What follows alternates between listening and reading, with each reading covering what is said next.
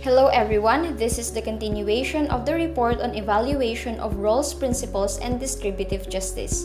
I am Franz Ruiz, and my report will focus on the theories of distributive justice, specifically the notion of egalitarianism, laissez-faire capitalism, state socialism, and democratic socialism. But before we start, let's do this activity first. All you have to do is to find the 3 hidden words in this word search. Great! You have found egalitarian, capitalist, and socialist. Now let's know more about these words as we proceed to our discussion. What is egalitarian?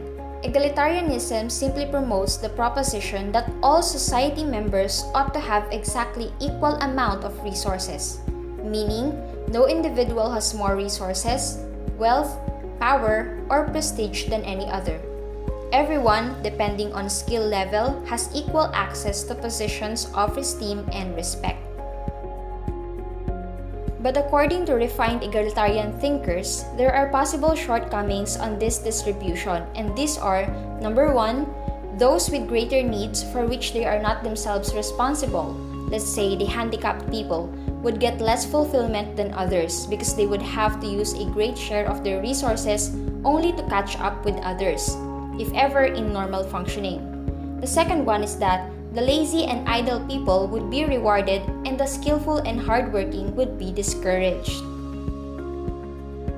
To elude these undesirable implications, egalitarian measures were proposed by egalitarian adherents, such as everyone should have an equal chance to be happy, and everyone should have not only equal amount of material resources, but also an equal power to use these resources. Rawls' justice as fairness principle is often called Rawlsian egalitarianism. In here, Rawls constructs justice as fairness around specific interpretations of the ideas that citizens are free and equal, and that society should be fair. Meanwhile, in laissez-faire capitalists, people, businesses, and corporations perform based on their individual self-interest for their own benefit. In capitalism, the means of production are owned by private individuals and entities. The prices are set by supply and demand, and the income is set by free market forces. The principal role of the government in capitalism is to allow a free and fair market system, as well as to protect persons, businesses, and corporations from taking the benefits of their actions appropriated by others. For Rawls, pure laissez-faire capitalism is also unjust, for it tends to generate an unfair distribution of wealth and income. For Rawls, a just society would be a property-owning democracy wherein ownership of the means of production is broadly distributed.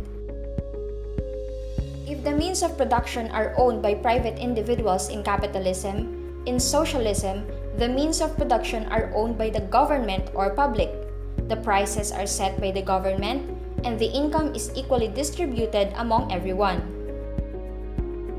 In a state socialist distributive justice, the government or central authority controls the production of goods and services, while in democratic socialism, or also called the welfare democracy, it includes a system of social insurance to help disadvantaged persons. It also incorporates free market principles in producing goods and services, with general principles about compassion and concern for others are also incorporated into the system. According to Albert Einstein, striving for social justice is the most valuable thing to do in life. May it be connected to the notion that social justice and a fair economic system are prerequisites of a well-functioning democracy. However, we have to remember that all individuals are born equal and should be treated as such.